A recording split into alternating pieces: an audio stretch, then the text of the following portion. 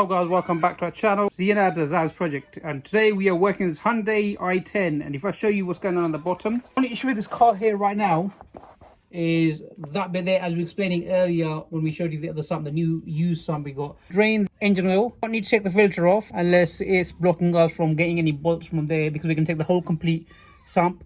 However, we will need to take AC motor, so we need to take this off. Only two 12mm bolts over here. Remove the belt, remove that. Then we can go around and removing all these bolts around the sump. But before we do that, we loosen this bolt. So let's go ahead and remove that and drain all the oil. And yes, you got it right. We've got them on two of the wheels because I don't trust axle stands or a jack. So safety first. There we go. This is the bit I love. So satisfying. Oh yeah. So the oil looks nice and clean, as you can see. So we are going to drain all of the oil, get a new filter for it, top it up.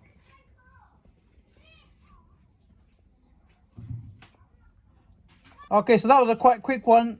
Really didn't have much of oil in there, but yeah, there you go. So oil is all leaked out now. And what we're going to do is we're going to let it finish. We might jack it from the back just to level the car up, and then we'll see if more leaks out. And once this all leaks out, we'll put it back and we'll start removing the sump. Right, so we have got the car leveled up, jacked from the back. So I'm not going to go underneath because it's not really safe or secure, but all of the oil is now drained out. We're going to lower the car from the rear, drop it down again, and then we'll put the bolt back on, and then we'll start removing the sump. Okay, so if you see over here now, I've removed the two 12mm bolts of the AC motor gasket sealant, and just start removing the sump all around. Now on the other side, I have realized that I do need the bottom sump, so we're gonna have to remove this. Once this is all off, we'll remove this and put this on the other side on the new sump as well. I need to cross-reference with the used new sump. All of the bolts are now removed all the way around. So what I've done is, obviously now I've got to remove this sump. There's two bolts hidden inside here, and then behind I've need some 10mm bolts surrounding that need to take off. As I remove the bolts, I'll place the bolts into the new used sump, cross-referenced it. So I've got all the bolts over here as well. I've got bolts over there. Now if I can show you, so we got 10mm bolts going all the way around. It's a cover to cover this side up, which sits on the driver's side wheel. So I'll have to jack up, take the wheel off and start removing those 10mm bolts. Actually, first I might take the sump off and take the two bolts that are hidden just over here. One over there, which are going to be 12mm. Once I've done that, I'll start removing on the driver's side, remove the wheel and start doing the 10mm bolts around there. Old sump off. I'm going to leave the bolts in reference to the new sump, so we know when the old sump comes off, we'll put it back in the old sump. And when we put this, we know where the bolts exactly go. We've taken the oil sump off from the bottom. And now if you look inside over here, deep inside, I've taken that bolt off already. Over here, so we just need to take this bolt over here, which is 12mm. So let's take that off, and then hopefully we should be able to, as you know, then I've got 10mm around that side and we should be able to take them off. So I've removed pretty much all of the bolts. If I pick this up. So over here we have 1, 2, 3 10mm bolts, and then two, once you lift the cover up, two 10mm bolts, I believe are these two over here. And if I show you, 10mm bolt just over there is one of them, and going around is the other one.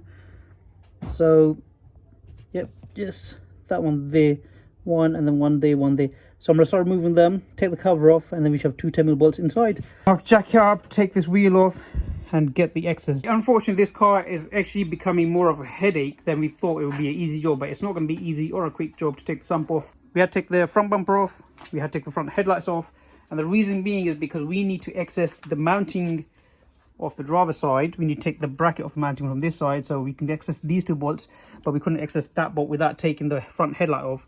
And the reason being is because we have to take the side cover off the engine on the driver's side where the timing is, to remove that, because there's two more hidden bolts off the sump. If I show you, so as the sump sits like this, you got your timing cover. Obviously this is upside down over here with the 3 10mm bolts I was talking about earlier, And once you take that off, you got another 2 10mm bolts that hold a plastic to do with the timing bracket or something like that. We'll have to show you what it is, but there's 2 more 10mm bolts hidden once you take the cover off. So we had to take off the front end. Now I'm saying to add, let's take the front slam panel off as well. Make our life so much easier. Then we got the full access on this side and underneath, and then it'll just be so much better for us. It'll make our life so much better. I mean, it's not that difficult to take the front slam panel off anyway, so we might take that off. And then let's see what excess we get. Alright guys, you guys are probably thinking, what on earth have you done? We removed the whole front end, and the reason being... Boom, there you go. We didn't need to. You're right, we shouldn't have, but you know what, we've never worked on the car before, and we thought it'd be easy, just unscrew the 10mm bolts or 12mm bolts around the sump, take the sump off, replace the other one. But no, they had to make it difficult, didn't they? So, and that's the reason why we're doing this damn job, is because something done a budget job for silicone. I've showed it to you before, the oil sensor that broke it. Now we thought, because if you look at it, the edge to edge, if you go around, we thought this was it. Boom, take that and it'll come down. But it goes into the timing cover on there, which means you got to remove the crank pulley, remove the timing cover just to get 2 bolts from the guide off. Then this whole thing will get released, otherwise we're going to damage the guide at the inside. Because there's 2 bolts hidden. So what we're going to do is we're going to take the top rocker cover, because as you see, we do need to clean the rocker cover. It is disgusting, and there's an oil leak there as well. So if you look inside here, there's an oil leak, so the gasket is leaking. So we can replace the gasket as well.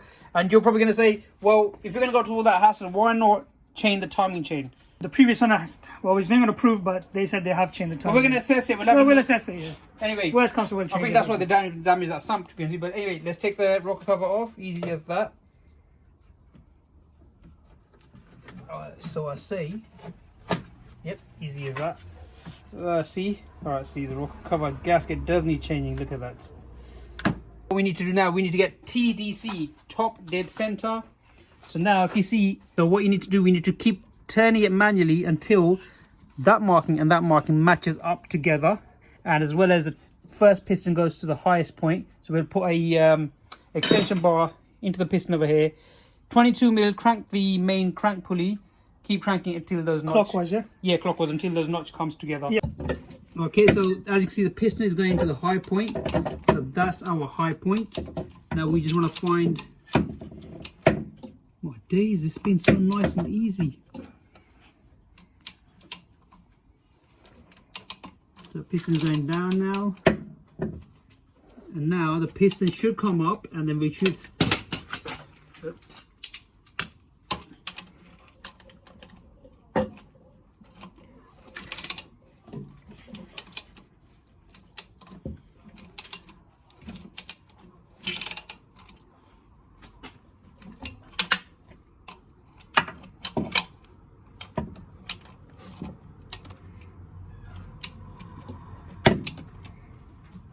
Got the notch coming around, so that notch there and that notch over there needs to level up.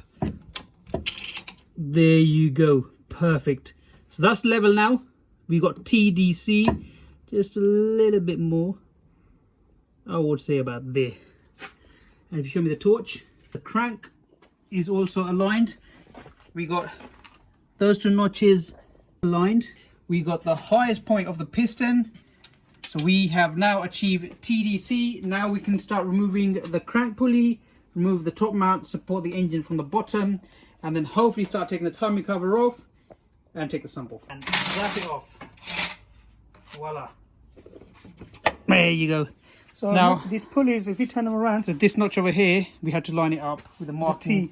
There's a T there and a 10 there, so the T is what we need to. So this pulley only can go one way. See that notch there? There's a notch made and it can only fit in one way. You can't get this wrong. Finally, we can start removing the timing cover.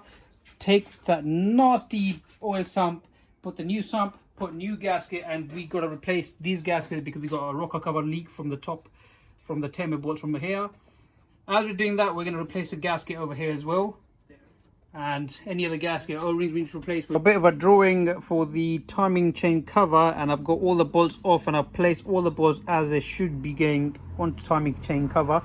So as you can see, all the bolts from the timing chain cover are off, as well as a water pump. So I'm gonna put this somewhere safe. Next thing that I'm gonna take off is, because we're ready to remove the timing chain cover, just to remove the bolt on the bottom of the sump. So let's take this engine mount off. Just gonna wiggle it out a bit. There you go. Okay, So we'll put that somewhere safe. 2 bolts remain. So I've got this bolt, and I'm going to take this bolt off as well. So might have to leave the car jacked up like this for now. We can remove the rocker cover. Should be able to remove the timing chain cover. And away we go. There you go. So that is your timing chain cover. Assess the timing chain. All is looking good. And the bolt that we need to take off, the 2 bolts that we need to take off, are these buggers over here. So we remove the rocker cover, remove the timing cover, went underneath, removed the 2 bolts on the side, then we put the timing cover back on, the engine mat back on, supported the engine again. And as you can see, the sump has 2 hidden bolts underneath the sump and 2 hidden bolts on the side behind the timing cover. Now we've just removed the gearbox mounting, dropped that down. We're going to remove the bracket, and reason being, I'm not sure if you can see it, but reason being, this bit here comes in the way. Therefore we need to remove the bracket, and then we'll should be free enough to remove the sump. Oil filter we're going to keep on, get rid of that because we got a new oil filter. So what I'm going to do now is I'll get rid of the bracket, remove the sump, and then I'll show you. So we weren't anticipating on certain things that we had to do. I had to remove the engine tray, I had to remove the gear selector lever. We also had to remove that bracket, which is a gearbox bracket underneath. Once we've done that, I then had to loosen the gearbox bolts all around just to get a bit of a wiggle space. And guess what, guys? Finally have released the oil sump pan, or the oil sump, whatever you want to call it. So it's ready to be removed. So I should be able to just try to see if we can remove it gently. There you go.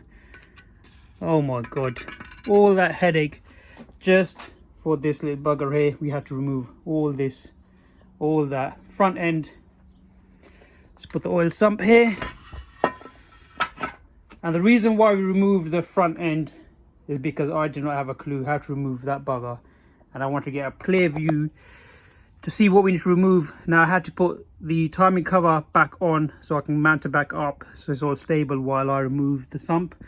Sump is now removed. Now we can go ahead, clean everything up, clean the new sump, put the gasket sealant around the sump, put it back up. All right, so we finally got the sump in. We're just gonna put the oil filter in now, and we can start topping the engine oil up. If this goes in, yep. Just remember, we're going to tighten it by hand only.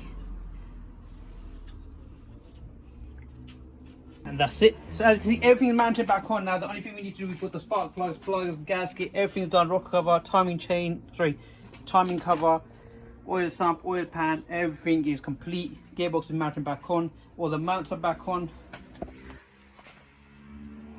The only thing we need to do now is top up the oil. Actually, before we do that, we need to put the dipstick on.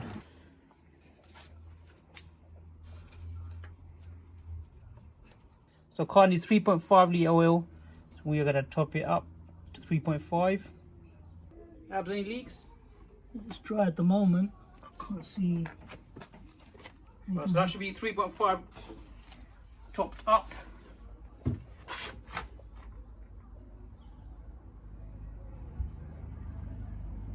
No, looking right, but I think once we balance the car down, then we're going to figure out what's going on. Alright, so we finally got the crank pulley on. We're just going to tighten the crank bolt up, and we are nearly there.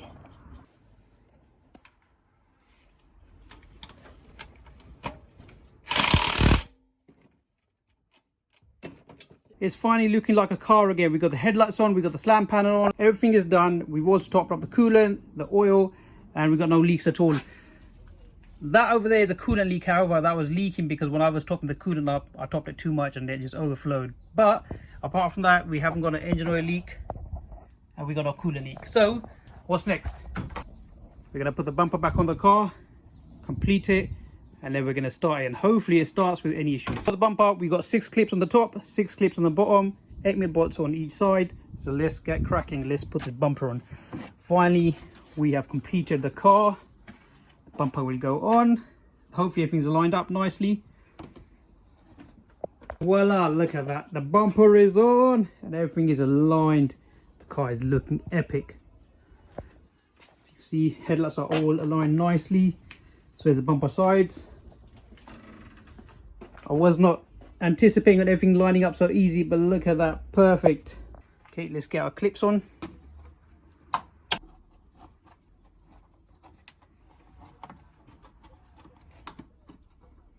So let's get the battery connected so we can get the car started up. Let's start the car, let's see how it sounds. Let's get it out of neutral.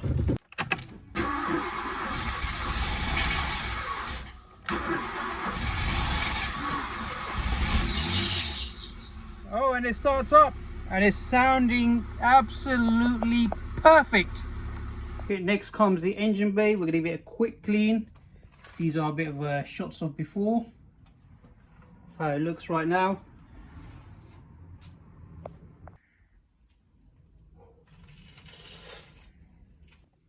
And check that out, look at the transformation. So we've got it all cleaned up on the engine bay, apart from the turrets, which we're going to give it a wash when we do wash the whole car. But we just want to get the plastic trims, the engine itself, battery tray, a good clean, and it has come out nice.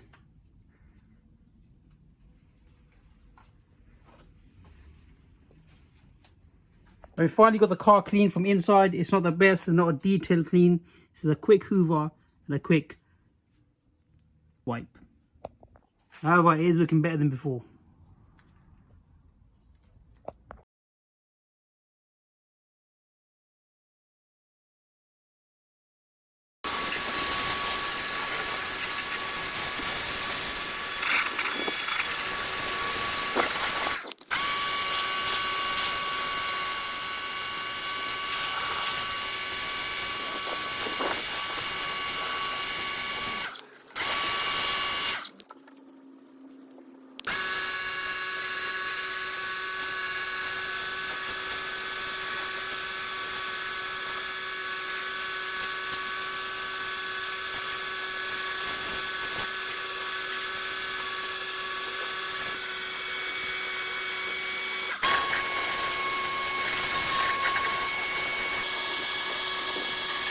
So we got this car all washed up and it is looking nice and clean. Look at that.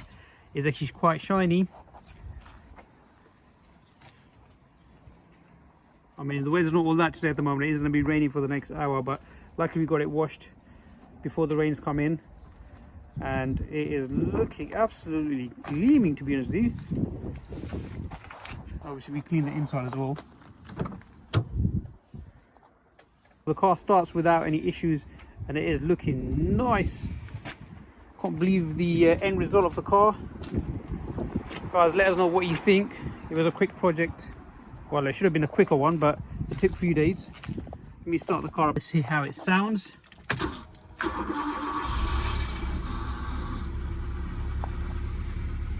We have no warning lights on whatsoever. The e-brake is for the handbrake. The 2 is for seatbelt and the door. Engine light came on and went off. And if I'm honest with you, the car is sounding absolutely mint. You barely hear any sound from the engine.